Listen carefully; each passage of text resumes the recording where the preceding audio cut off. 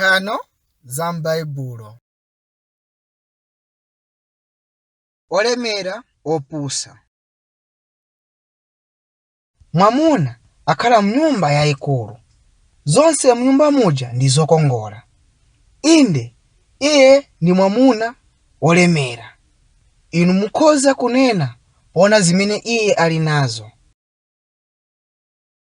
Onani, mwamuna ali kuchoka pa nyumba yake. Kodi iye achita chiyani? Iye ali kupita kukaona minda yake.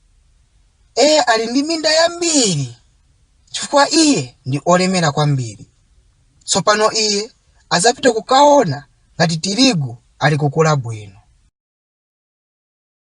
Nyengo ya mvula yatha, nyengo yakhaladi bwino.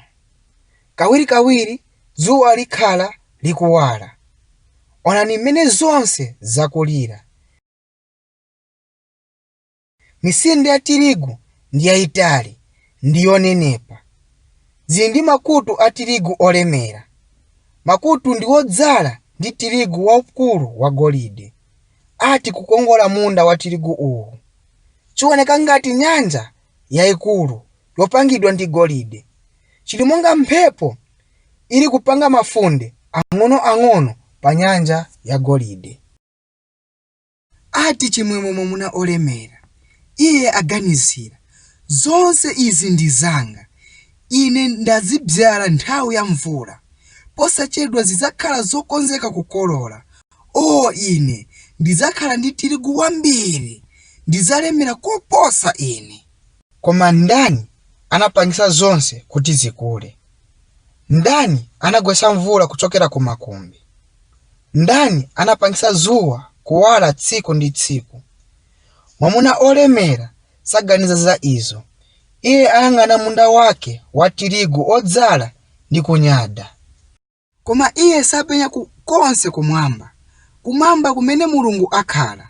Kodi Mulungu sindiye apangisa zonse zikule? Mwamuna olemerayo walandira zonse kuchokera kwa Ambuye. Ifenso zonse zimene ife tilandira zichokera kwa Ambuye. Tisayiwalire icho kuti ngakhale zakudya zathu, zovala ndi zina zambiri zimene ife tifuna zichokera ku dzanja lake. Mwamuna olemera abwerera ku nyumba. Iye ayang'ana nkhokwe zake. Izo kwenikweni zachepa kutali. Iye aganiza, ine ndilibe mosungira mokwanira. Koma ndili ndi ganizo labwino.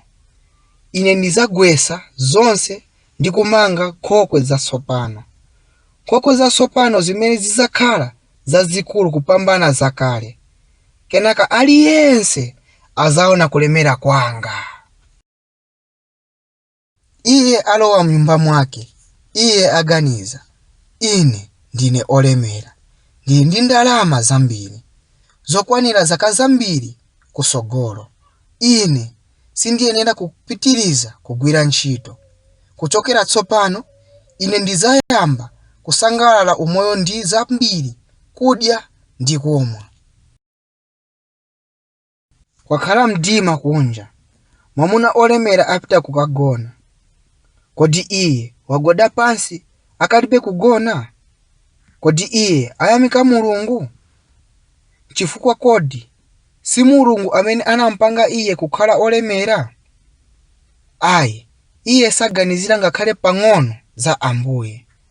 Ati choopsa.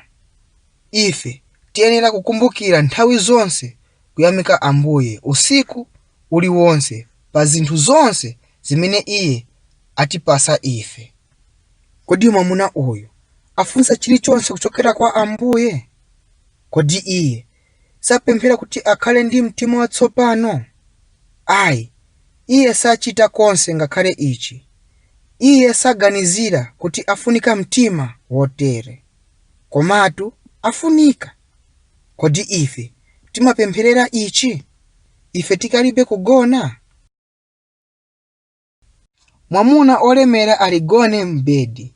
Iye aganizira za minda yake ya tirigu, ndiponso za nkhokwe zake zatsopano.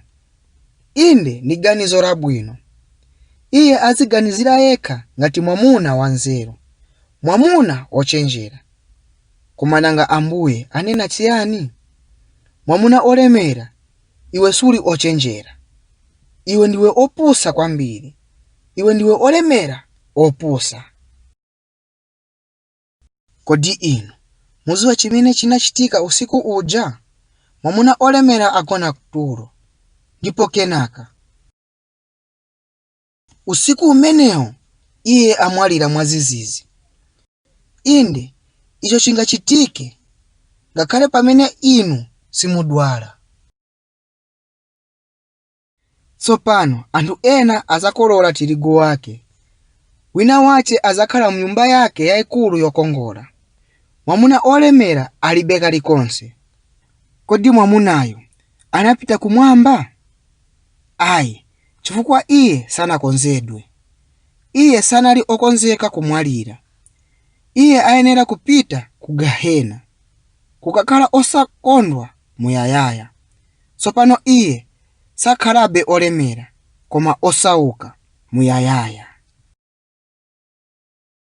Ni nthawi yotani imene inu mukhaladi olemera? Pamene muli mwana wa Mulungu. Ngakhale kuti inu simukhala mnyumba yabwino, kapena mulibe ndalama zambiri. Kodi nthawi yanji pamene inu muli osauka, pamene mtima wanu sunakonzedwe. Ngakhale kuti mungakhale mnyumba ya chimfumu, kapena muli ndi ndalama zokwanira kugula zimene mufuna, ngati mtima wanu sunakonzedwe, inu muzakhalabe osauka.